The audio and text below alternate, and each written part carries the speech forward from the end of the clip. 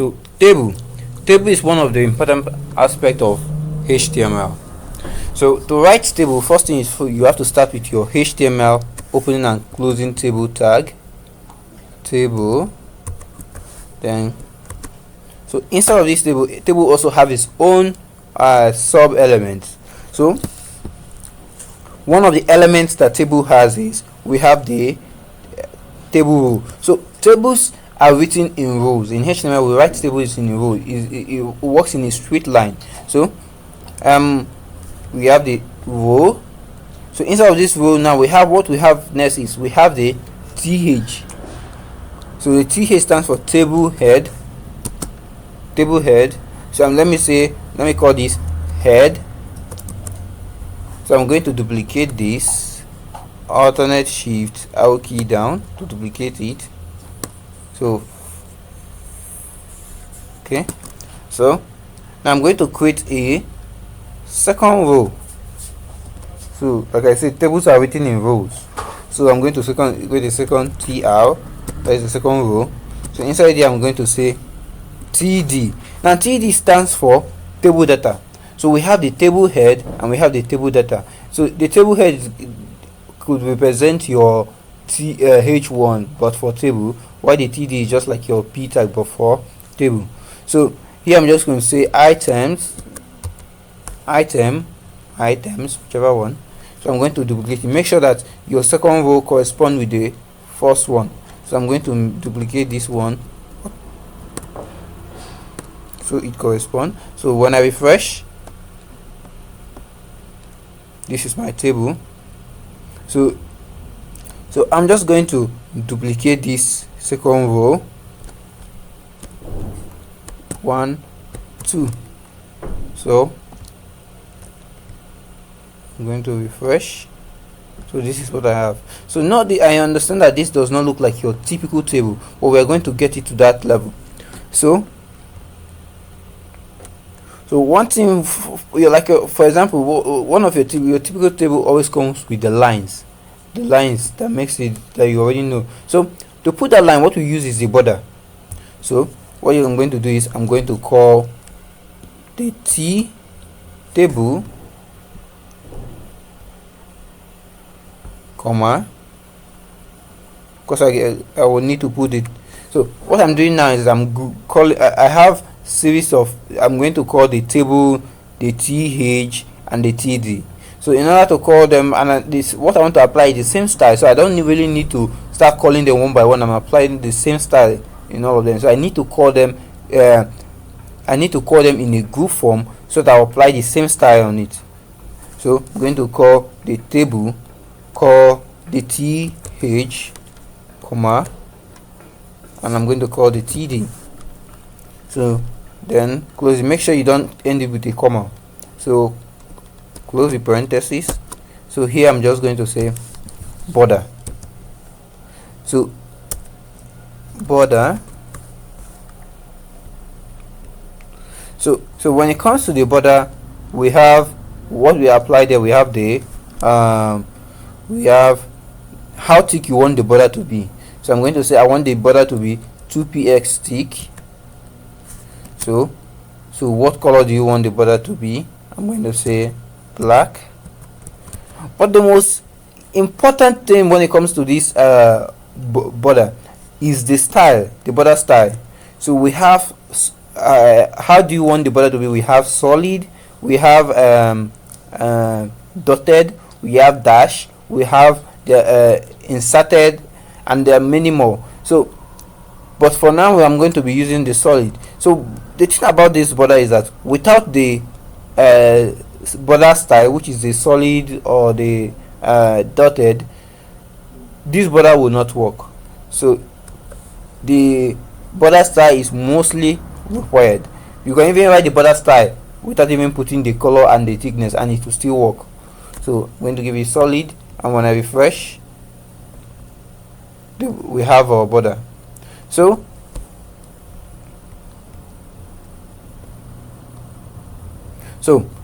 now I can, one thing again I can do is I can decrease. So right now in the style I can increase the size of this table.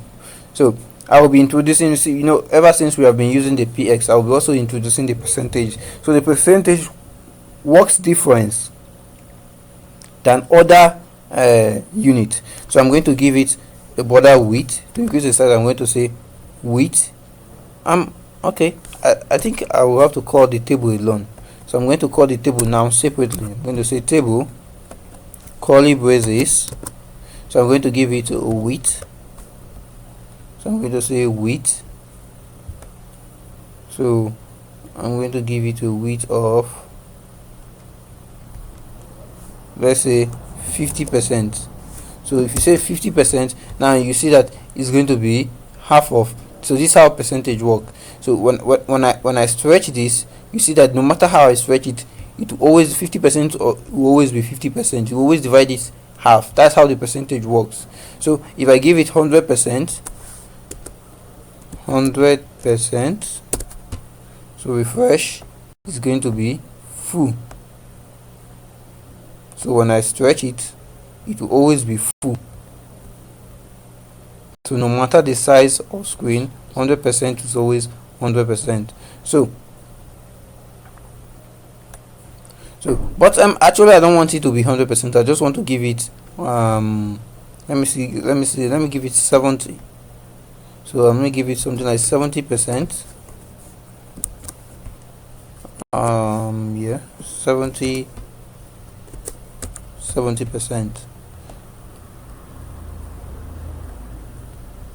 So this is 70%. So if one thing else again I can do again is that I can put space in between these borders. I can put space in between the border. So to put space in between the border, this line, what I just need to do is, inside of the table, I can just say border space, hyphen space, spacing. So I can give it any number I want. So let me give it like 20px. So when I refresh, see, space inside. So if I want to put space inside of the box, inside of the cell, what I will do is I'm going to call the th, which is this one, and the td, which is this one's. So I'm going to call it separately. So I'm going to call the th, comma, and I'm going to call the td. Now curly braces. Now I'm going to apply the border, the padding, sorry. So the padding is actually used to put space inside of an element. So I'm going to say padding, I'm going to give it number, I'm going to say 12px. So when I refresh, this is what I get, space inside of the cell. So other things I can do again is that I can give this box around a curvy edge. So what we used to do that is the border radius. So I'm going to apply it here. I'm going to say border radius. So I'm going to give it, let me give it 5. So also be careful whenever you're giving this a unit. So you always know that they are different. So this is 5. So the lower the number, the lesser the number, the less curve is going to be. The higher the number, the higher curve is going to be. So if I give it 50, this is what 50 is going to be. This is 50. So but also remember, like I said, always be careful about the unit. If I change this to percentage, you see that it's going to change to a different one. So this is percentage. So it becomes more curved. So there are many other things we can do. If I want to, I can also decide to remove the table itself from this. Watch what happens when I take away the table. Refresh, you see what I have. So, and also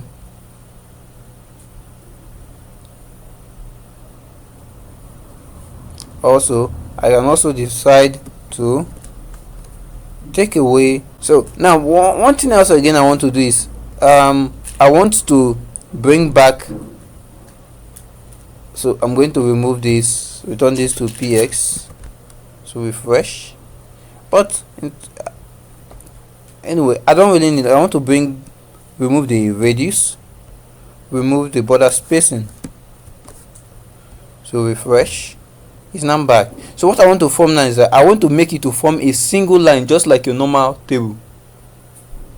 Just like your normal table comes in a single line. So you know this one is already in double lines. So to make it form a single line, I'm going to come to this top and I'm going to say border collapse, border collapse. So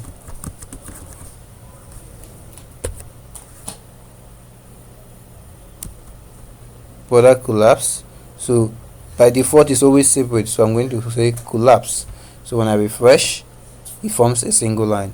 So if you also notice again, let me expand this. You find out that this table is at the right side, it's at the left side of the window. So I'm just going to bring it to the center. To bring it to the center, what we need the margin. So I'm going to apply that at the table.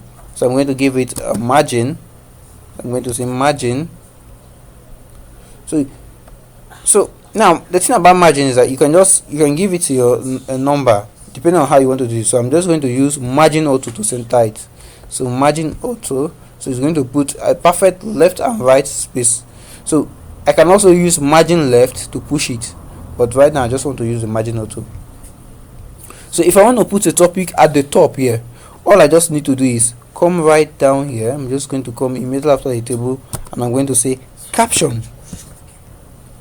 Caption. So let me say table topic, whatever you want to write there, table topic. So you're going to see right in the center at the top here. So table topic. So that's what the caption does. So another thing we have again is we have what we call the co-span and row span. The co-span and row span. So what the co-span and row span does is that, so let's start from the co-span. So you want to add what you want one head, we want one particular cell to occupy more than one row, one column. That is the co-span. If you want more than one column, that's what the co-span does. The row span allows a particular cell to occupy more than one row. So I want this heading to occupy two rows. So what I'm going to do is two columns, sorry. So what I'm going to do is I'm just going to come here at that head, look at it here. I'm going to give it, so I'm going to write co-span. So I'm going to give it 2. So when I refresh, you see it now, it's now occupying 2 columns. So if I want to fill this one, all I just need to do is add additional item to this other rows. So it's going to fill that space. So I can also make it add 4 or 5, as many as you want, depending on what you are trying to achieve there. So another thing we can do again is that we have the row span. So you can also say I want this to occupy more than one row. So you can just say row span occupy more than one row. So let me say 3 rows. So you see that this head is occupying 1, 2, 3. So that's what the co-span and the row span do. You can also apply it inside of the box. So I can put it here. So let me take it to the center. So I can bring it here and say I want this one to occupy more than one column. So I'm going to say co-span.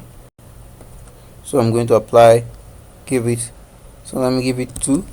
So when I refresh, so this is it. So here I can also tell this one here to occupy more. You can also write co-span and row span at the same time. You can also tell it to occupy also row 2, row span 2. So refresh. So this is it. So it's occupying 2 columns and 2 rows.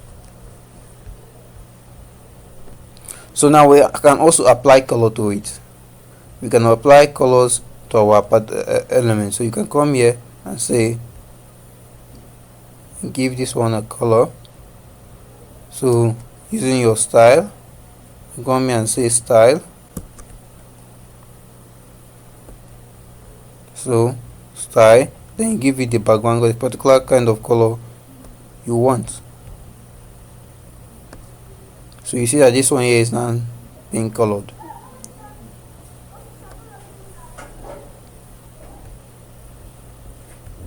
So when we get to CSS, we're going to talk about more ways for us to apply styles to our table.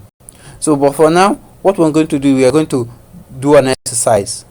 So one exercise we're going to do is that we're going to create the periodic table, and most of you with this science are familiar with the periodic table. So we're going to create the periodic table. So